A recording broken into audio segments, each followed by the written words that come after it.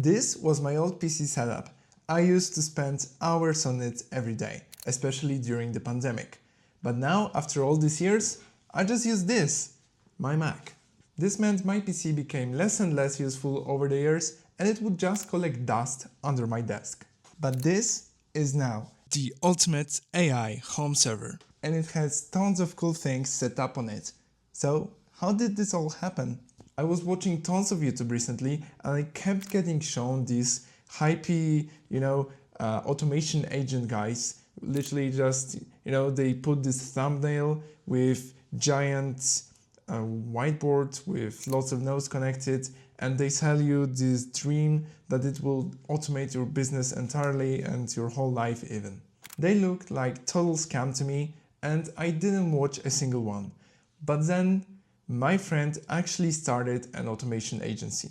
He's actually getting his first clients, so I thought, well, maybe I should actually look into it. So I did. I installed n8n on my Mac and I played with it and I liked it, but it just seemed pointless to run this software and literally have to launch it every time I wanted it to do something and click some buttons manually. And if I wanted it to run automatically using some kind of schedule, I would still have to wake up my Mac and turn on the Docker with n8n running inside it. But then I saw someone run it on a VPS. If you don't know what a VPS is, it's just a virtual private server. You rent a piece of a computer inside the cloud and you pay a monthly fee for it. So far it works perfectly, so in this video I'd like to show you more or less what I did to make this work so that you can also turn your old PC into this cool server and have a nice side project. And at the end I'll show you all the cool services I set up on it so you are ready with fresh ideas when you actually set it up. So this bad boy all the way from 2016, I don't really remember, but it's rocking an Intel i7 7700 or whatever you pronounce that, a GTX 1080 Nvidia graphics card, and it also has 16 gigs of RAM. It's nothing crazy for today's standards, but for a server, it still does the job. But it wasn't as easy as just plugging it into my router. Do you even see one here? So my first problem of all was that my router sits in the middle of my apartment and you cannot really expect me to pull up a 10-meter cable and just drag it all the way from there to plug it in here. So instead I got this little thingy. It's a USB Wi-Fi card, but if you look closely it's a bit broken. It was literally plugged in here and because it was like popping over, I just accidentally smacked it with my backpack and I had to get a new one. So you can see the antenna one right here. This is the Archer T3U Plus from TP-Link. I recommend it. I now have access to high-speed internet and I can reach almost 800 megabits per second. And yeah, it worked great.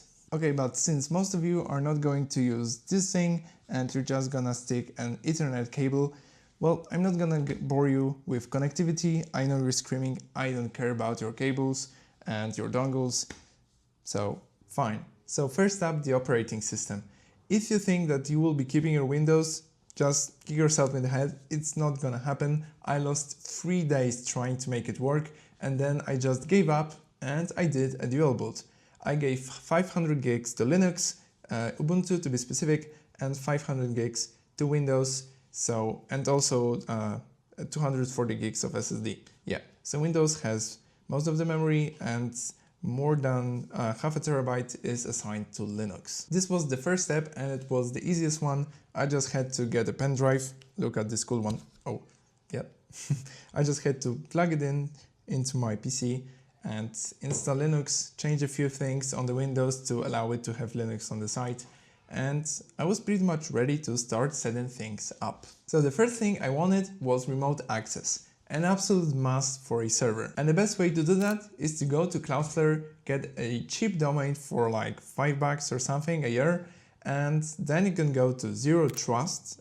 This is a service provided by Cloudflare, and there you can create something called a Cloudflare tunnel. It's free and you can install it as a service on your computer, and it allows for safe access from anywhere, straight from your laptop, for example, to your own home server. I left lots of links to the resources I used so that you can follow a bit my path, and all I had to do next was install OpenSSH and plug it to the Cloudflare tunnel, just literally pinpoint which port it's running on and which address, and it would work straight out of the box. And I can show you right now, I can SSH into my home server, I set up an alias, and bam, I'm inside that little box right there. But that's the most basic thing, and I know that from the title and thumbnail, you're here for the automations, so let's finally get into them. I know I went a bit with the hype because I chose n8n,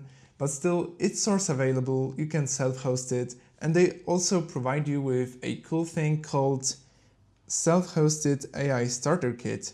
If you want the full guide on how to do that, I'll link a video down below.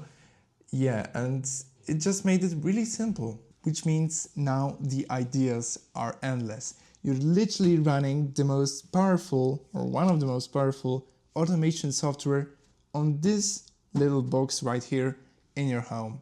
And you only need to worry about electricity costs. Isn't it incredible? I think it is. So here are the few things I already made. The first one is a daily newsletter.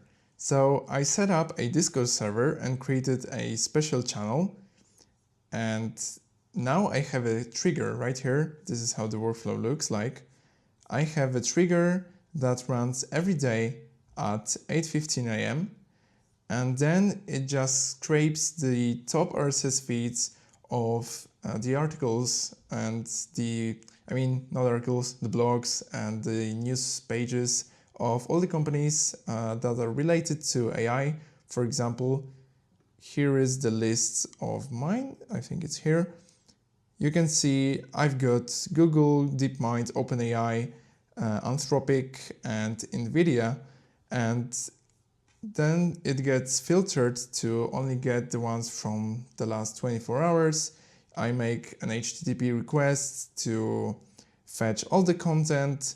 I also do other simultaneous RSS read from the YouTube channels that I like to watch, and then I merge all of this, I do a summary, and then I send it over to my Discord server.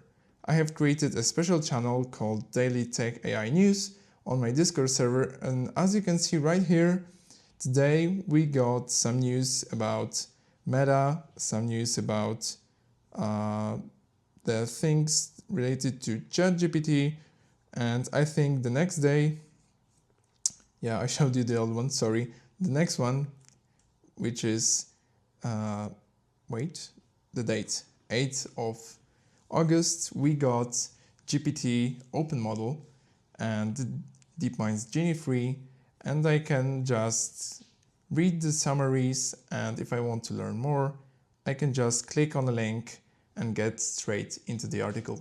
Pretty cool, right?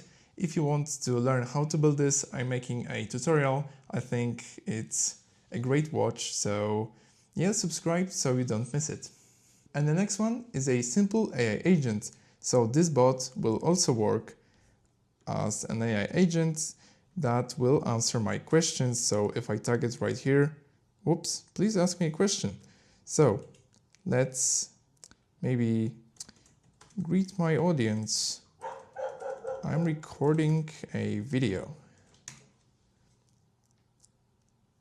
Let's see what happens. Hey everyone, Supercox here. I know I gave it a funny name, it probably means nothing to you English speakers, but in Polish it's pretty funny. So yeah, it works, it can answer basic questions, and I plan to expand it to many different areas, maybe help me with YouTube, with some productivity stuff, and I'll make these sub-agents maybe for each one of those areas. There's just plenty of possibilities, and I just don't have enough time to explore all of them, but if I do, I'll share everything here on YouTube. So yeah, subscribe once again if you haven't already.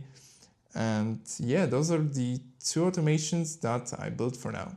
And if you're curious how it looks like, it's just that simple. And yeah, if you also want a tutorial on how to do this, let me know in the comments. But there's one more cool thing, and I do this in n8n, but you can also do this using any UI you want. You can run your own LLMs on a server of that kind using Ollama. So an example right here, I have it set up running in Docker with the n8n instance, and it's a part of the self-hosted AI starter kit. I really recommend this, it's really useful. And now I can just select, okay, it shows an error, weird. Let's try once again. Okay, here are all the models I have, and let's just choose this one maybe, Ollama 3.1, this is one of the smallest one. And now I can just open a chat and ask it a question. So, hey, greet my audience, I'm recording a video. And we should get a response, and it's running locally on my machine. You're not going to run the biggest models unless you have some crazy computer that can do this, but yeah, it takes a bit. And you know, it's just really cool that you can do this on your private computer. You don't have to rely on the cloud providers, and it's local and private. Okay, this takes much longer than I expected. Okay, I can hear the GPU screeching. Yeah, we got an answer.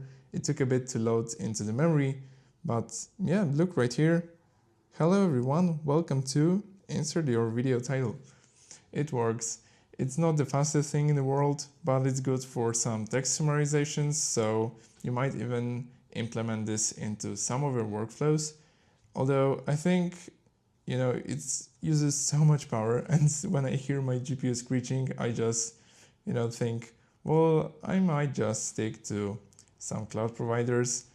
But if you have a stronger machine, you can probably run some larger model and it will give you better results. What's so unfortunate is that the new GPT open source model is 20 billion parameters and it can't fit onto my 1080.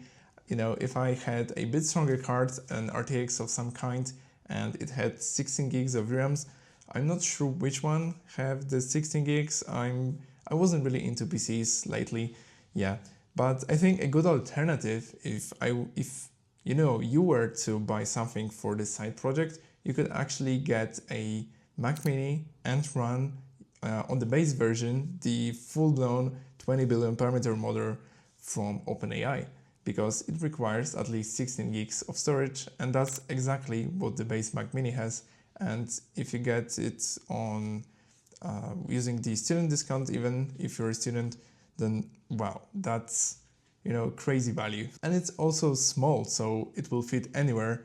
And yeah, that's another advantage, because with that big thing, I had tons of ideas where to put it, but it just had to end up in the corner of my room because there's no space for it, it's so big. Besides the automations, I also have a preview of a website running, and I also made a small Minecraft server for me and my friends.